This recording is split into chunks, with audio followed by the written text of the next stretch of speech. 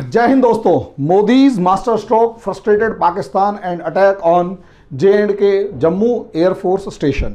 इसके जो पूरे के पूरे डोमेन है, इस पूरे मतलब थंबनेल के ऊपर जो डोमेन में डिस्कस करने वाला हूं उसको समझाने में थोड़ा सा टाइम लगेगा, लेकिन उससे पहले छोटी सी एक इन्फॉर्मेशन आप लोगों को ये देनी थी कि अगर आप IAS PCS की तैयारी करना चाहते हैं दोस्तों, तो आपका NCERT के कंसेप्ट्स की बहुत ज़्यादा ज़रूरत पड़ेगी। और इन कंसेप्ट्स के लिए हम लोगों ने कंसेप्टर बैच लॉन्च किया है। इस कंसेप्टर बैच में दोस्तों आपको ज़्यादा से मतलब 6 to 12 तक की NCERT के जितने भी GS कंसेप्ट जो UPSC PSC के अंदर काम आते हैं वो सारे कंप्लीट करवाए जाएंगे। साथ में प्रीवियस ईयर क्वेश्चन पेपर जितने भी हैं वो सारे सॉल्व करवा दिए जाएंगे PT लेवल के, ताकि आपको कोई प्रॉब्लम ना हो और अच्छे से प्रिपरेशन हो जाए।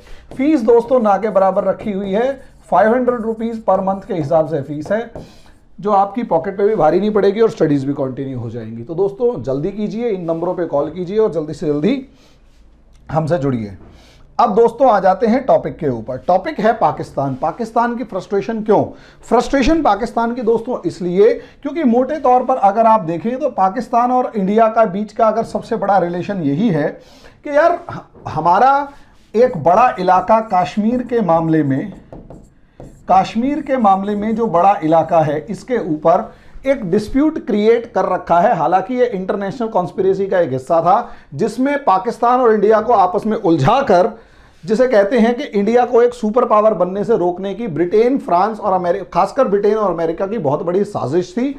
पाकिस्तान उन्होंने एक कुत्ते के रूप में इस्टेब्लिश किया और वो कॉन्टिन्यूसली, वो होता है ना कि एक इंसान तरक्की कर रहा हो और नीचे कुत्ता टांग पकड़ के तुम्हें खींचने की पूरी कोशिश कर रहा हो। अब 70 साल से तो हम लड़ रहे हैं, लेकिन आज के दिन सुपर पावर बनकर इवॉल्व हो चुके हैं।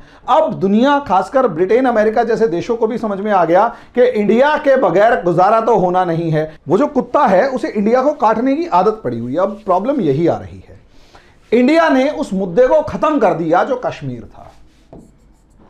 कश्मीर के मुद्दे को पूरे तरीके से खत्म कर दिया। और मजे की बात, अभी तक जो battle ground Indian occupied Kashmir के नाम पर या इंडियन पार्ट ऑफ कश्मीर के नाम पर, इंडियन ऑक्यूपाइड तो नहीं, इंडियन पार्ट ऑफ कश्मीर के नाम पर जो इंडियन जो कॉन्स्टिट्यूएंसी है और पाकिस्तान का जो पाकिस्तान ऑक्यूपाइड कश्मीर है, उसके ऊपर डिबेट में इंडिया के कश्मीर के बारे में बात होती थी। पाकिस्तान ना तो अपने वाले पार्ट ना ही अक्साई चीन के बारे में बात करता था। पहली बार ऐसा हुआ है कि लद्दाख डिस्प्यूट को देखकर, इस लद्दाख अक्साई चीन डिस्प्यूट के मामले में दुनिया को अब पता लगा कि असलियत में एक कश्मीर का जो पार्ट है वो चाइना भी है, और दूसरा अब जो बैटल ग्राउंड है वो पाकिस्तान ऑक्यूपाइड कश्मीर और गिलगित बाल्टिस्तान बन चुके हैं। इस चीज की फ्रस्ट्रेशन है। और साथ में जिस तरीके से कश्मीर अपने आप में एक डोमेस्टिक पॉलिसी के मामले में विक्ट्री थी, जिस तरीके से फॉरेन पॉलिसी के मामले में विक्ट्री थी, ये अपने आप में एक जबरदस्त प्लान था दोस्तों। जबरदस्त प्लान था ये, अल्टीमेट लेवल का प्लान, जिसकी काट पाकिस्तान नहीं कर पाया। और मजे की बात, इस कश्मीर मुद्दे के ऊपर वो सऊदी अरेबिया से लेकर, अमेरिका से लेकर दुनिया के हर देश से दुश्मनी मोल ले चुका है। ये इंडियन फॉरेन पॉलिसी का तो मास्टर स्ट्रोक मोदी जी की, और सबसे बड़ी बात जिसका मैं सबसे ज्यादा फैन हूं, S जयशंकर सर की फॉरेन पॉलिसी का एक मास्टर स्ट्रोक के पाकिस्तान अपने आप को बंधा हुआ फील कर रहा है। अभी पाकिस्तान को एक जबरदस्त उम्मीद थी, और दोस्तों जबरदस्त उम्मीद पाकिस्तान को यह थी कि कश्मीर के अंदर इन्होंने आर्टिकल 370 तो हटा दिया, लेकिन इस 370 के हटने के बाद जनता में आक्रोश होगा, जनता रिटेलिएट करेगी, गुस्से में आएगी, प्रोटेस्ट करेगी और सब चीजें होंगी, और पाकिस्तान को वहां पॉलिटिक्स खेलने का मौका मिलेगा। यकीन मानिए उस टाइम उसकी पूरी की पूरी जो, जिसे कहते हैं ना, इच्छाओं पर पानी फिर गया, जब पता लगा कि पाकिस्तान ने पूरी ताकत के साथ जो मतलब कश्मीरी यूथ को भड़काने की कोशिश करी। अब ना तो पत्थरबाजी हो रही, ना ही और कुछ प्रोटेस्ट हो रहे, अब तो बल्कि वो जो स्पेशल पुलिस और SPO जो थे, उनके जनाजे के अंदर हजारों लाखों की भीड़ उमड़कर आ रही है और सिंपैथी पुलिस और सरकार के साथ हो रही है। तो इसके पीछे क्या है दोस्तों? असलियत में कश्मीर को 370 और 35A हटाने के बाद, भाई पाकिस्तान को तो इसमें कहीं इन्वॉल्व किया ही नहीं, 35A हटाने के बाद जो अगला स्ट्रोक था, मास्टर स्ट्रोक जो बीजेपी का था या मोदी और मोदी का गवर्नमेंट का था, वो ये था कि दोस्तों वहां पर डेवलपमेंट का स्वाद चखा दिया और विकास। कोई भी ऐसी जनता जो युद्ध से, पत्थरों से, लड़ाई झगड़े से परेशान हो, तरक्की ना कर पा रही हो, मेरे पास कितने ऐसे स्टूडेंट्स के फोन आते हैं कि सर हम पढ़ना तो आपके पास चाहते हैं, लेकिन प्रॉब्लम सबसे बड़ी ये है कि हमारे यहां इंटरनेट की प्रॉब्लम है, हम पढ़ नहीं पा रहे, तरक्की नहीं कर पा रहे। कितनी सिंपैथी रखता था उनके साथ, बहुत मतलब अल्टरनेट नहीं था ना आपके पास कि यार यूट्यूब तक ढंग से नहीं चल रहा और ऑनलाइन क्लासेस तो भूल ही जाओ। फिर ऐसे में कितना पिछड़ रहा था वो यूथ। अब ऐसी सिचुएशन में सोचकर देखिए, उन्हें डेवलपमेंट का स्वाद चखा देना और दिसंबर 2020 के अंदर जिस तरीके से जो डिस्ट्रिक्ट काउंसिल के जो इलेक्शंस हुए और आम जनता ने उसके अंदर पार्टिसिपेट किया, भले ही दूसरी पार्टीज को देखा जाए, लेकिन गुपकर अलायंस बनकर जो निकला, असलियत में वो भी एक तरीके का मास्टर स्ट्रोक था। वहां पंचायत चुनाव करवाए, पंचायत चुनाव करवा के वहां से नई पॉलिटिकल लीडरशिप को खड़ा किया गया। आम आदमी जो गांव देहात के अंदर होता था वो सरपंची के इलेक्शन लड़के जीत रहा है, उसके अकाउंट में, जैसे आम पंचायत सरपंच जो होता है उसके अकाउंट में 25-50 लाख रुपए पड़े हुए होते हैं, मतलब ग्राम पंचायत के अकाउंट में, कि सड़क बनानी है सड़क बनाओ और कोई दूसरी डेवलपमेंट करनी है करो। एग्जैक्टली वही काम वहां के लोगों के साथ कर दिया। पहली बार वहां का जो ग्राम का सरपंच था उसने देखा कि ग्राम पंचायत के अकाउंट में 25 लाख रुपया पड़ा हुआ है, सड़क बनेगी और सब चीजें बनेगी, वो तो बल्लियों उछलेगा। डेवलपमेंट का जो सपना दिखाया गया आम जनता को, क्या हुआ? रिक्रूटमेंट बंद।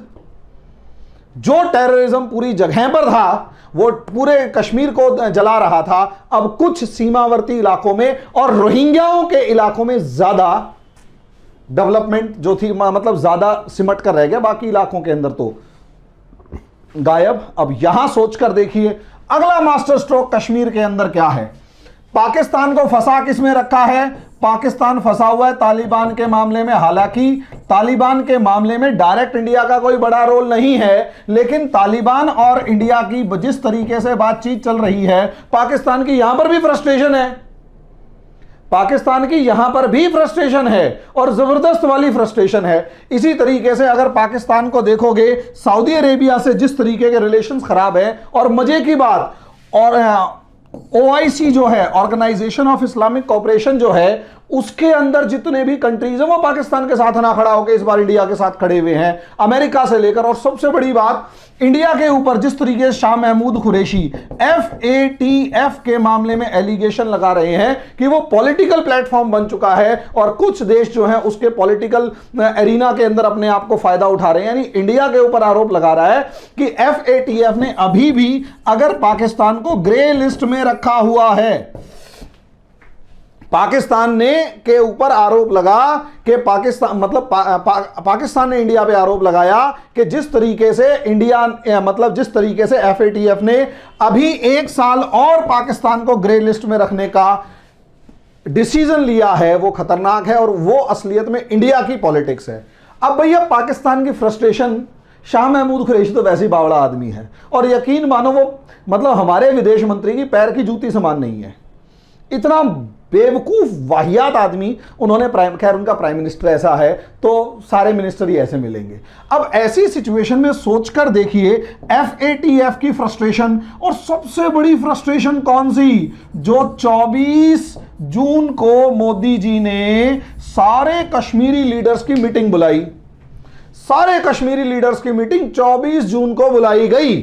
और 24 जून को मजे की बात क्या, कश्मीर के जितने लीडर्स को बुलाया गया उसमें सारी मेजर पॉलिटिकल पार्टीज बुलाई गई, लेकिन इन पॉलिटिकल पार्टीज जिनको बुलाया गया, उन पॉलिटिकल पार्टीज में एक पार्टी जो गायब थी वो थी हुर्रियत कॉन्फ्रेंस। और इसी का सबसे बड़ा फ्रस्ट्रेशन मोदी जी के खिलाफ पाकिस्तान में था और यह मोदी जी का मास्टर स्ट्रोक था। खास बात क्या, 24 जून से पहले, आज से पहले जब भी कोई मीटिंग होती थी, इंडियन गवर्नमेंट और कश्मीरी लीडर्स के बीच में जब भी मीटिंग होती थी तो दो काम हमेशा होते थे। पहला काम क्या होता था, जितना जब भी कोई मीटिंग होती थी उस पर्टिकुलर डेट से 2-4 दिन पहले 2-4 दिन बाद तक कश्मीर बंद का कॉल होता था और एक एक दुकान को जबरदस्ती बंद करवा दिया जाता था भारत सरकार पर दबाव बनाने के लिए और अपनी ताकत दिखाने के लिए। और कौन करता था? हुर्रियत कॉन्फ्रेंस के नेता।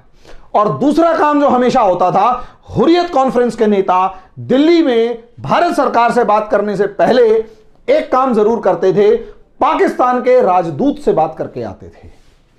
ये दो काम हमेशा होते थे, हर बार होते थे। याद कीजिए 2016-17 के अंदर मोदी गवर्नमेंट ने कश्मीर में दोबारा से ऑल पार्टीज मीटिंग बुलाई। उस टाइम पर जब महबूबा मुफ्ती के साथ सरकार नहीं बनी थी, हुर्रियत ने एग्जैक्टली यही किया, कश्मीर में बंद किया और पाकिस्तान के एम्बेसडर से मिलने पहुंचे। इंडिया ने वो मीटिंग ही कैंसिल कर दी, नहीं बात करते। कौन होता है? पाकिस्तान। इस बार हुर्रियत को नहीं बुलाया। ये हुर्रियत और कुछ नहीं, पाकिस्तान का माउथ पीस था। ये मोदी जी का मास्टर स्ट्रोक था कि ये दोनों काम इस बार नहीं हुए, ना तो कश्मीर बंद हुआ। ये इस बार की गवर्नमेंट का मास्टर स्ट्रोक था कि ना तो कश्मीर बंद हुआ और ना हुर्रियत कॉन्फ्रेंस को बुलाया गया। यानी पाकिस्तान की बात रखने वाला ही कोई नहीं, पाकिस्तान का मुखौटा ही कोई नहीं है, पाकिस्तान का बंदा ही कोई नहीं था। नतीजा क्या? जब ये मेंबर्स पॉलिटिकल पार्टीज वाले, national conference, PDP, Bhim Singh sir और सभी ये बाहर निकले, यकीन मानिए सबने एक सुर में ये कहा 300 मतलब कोर्ट इसका फैसला कर देगी और इसमें क्या नाम है, स्टेटहुड बहाल किया जाए। सरकार यही तो कह रही है कि भैया कोर्ट फैसला कर देगी, स्टेटहुड बहाल करो। अब सुप्रीम कोर्ट में मामला चलता रहेगा कि 370 लगाई जाए ना लगाई जाए, कोर्ट डिसाइड करेगा। और स्टेटहुड बहाल कर रहे हैं हमारे मुख्य प्रधानमंत्री भी और गृह मंत्री, दोनों साफ साफ कह रहे हैं कि हां जी स्टेटहुड बहाल किया जाएगा, इसमें कोई दो राय है ही नहीं। शॉर्ट में कहने का मतलब क्या है दोस्तों? शॉर्ट में कहने का मतलब यह है कि इस समय पर असलियत में पाकिस्तान चारों खाने चित है। भर्ती हो नहीं रहे आतंकवादी, और सेना जो 2-4 भर्ती भी हो जाते हैं उनको ढूंढ ढूंढ के, जैसे होता है सर में से जुएं, मेरे तो है नहीं, ठीक है, और हो भी नहीं सकती, तो जैसे होता है ना सर में से जुएं ढूंढ ढूंढ के लोग मार रहे होते हैं, ऐसे ही सेना जो है एक एक आदमी को कॉम्बिंग ऑपरेशन या कैसे भी करके जो भी थोड़ा सा आतंकवादियों की तरफ है सरेंडर करवा रही है। यार वो मेजर शुक्ला का जो वो मामला था, गजब लेवल पे, मैं फैन हो गया मेजर शुक्ला का, जिस तरीके से उन्होंने एक आतंकवादी से सरेंडर करवाया, गले लगाया, और मतलब ठीक है यार, यही तो इंडियन आर्मी की सबसे बड़ी विक्ट्री है कि लोग भरोसा कर रहे हैं, दुनिया भरोसा कर रही है कि दुनिया के सबसे best of the best professional आर्मीज में से एक है।